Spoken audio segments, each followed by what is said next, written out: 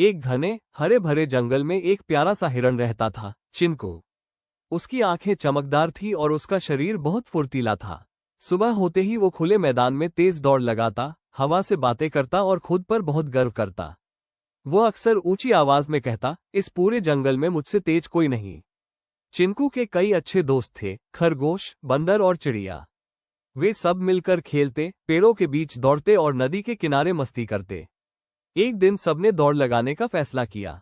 दौड़ शुरू हुई और कुछ ही पलों में चिंकू सबसे आगे निकल गया।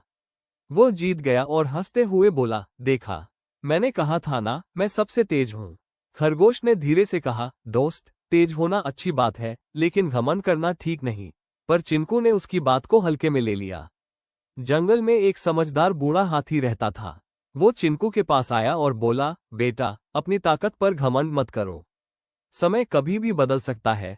चिंकू ने सिर तो हिला दिया, लेकिन मन ही मन सोचा, मुझे कोई नहीं हरा सकता। एक दिन दोपहर के समय, जब सभी जानवर आराम कर रहे थे, चिंकू अकेला नदी के पास पानी पीने गया।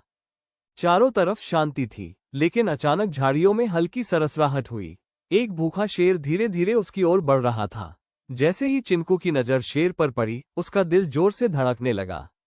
वो पूरी ताकत से भागा, पेड़ों के बीच, पत्थरों के ऊपर, घास के मैदान से होते हुए।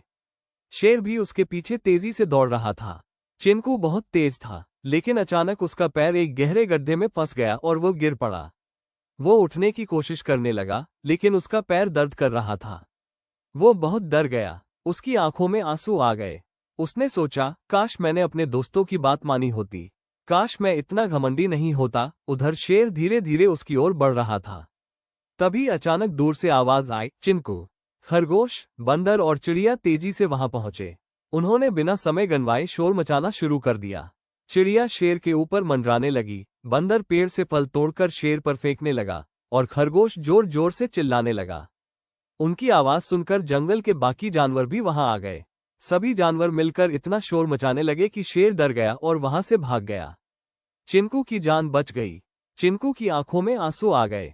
वो अपने दोस्तों से बोला, दोस्तों, मुझे माफ कर दो।